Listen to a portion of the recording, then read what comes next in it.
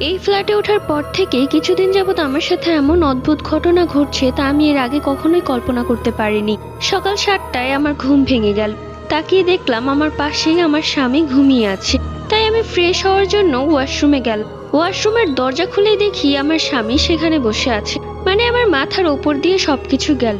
কিছুক্ষণ আগেই তো ওকে আমি বিছানায় দেখে এসেছি, তাহলে ও আমার আগে কি করে ওয়াশরুমে এলো? এরপর আমি আর কোনো কথা না বলে সোজা দৌড়ে চলে আসি আমার বেডরুমে। এসে দেখি আমার স্বামী তো ঘুমিয়ে আছে। তারপর আমি দৌড়ে গেলাম ওয়াশরুমের দিকে। দরজা খুলে দেখি সেখানে আর কেউ নেই।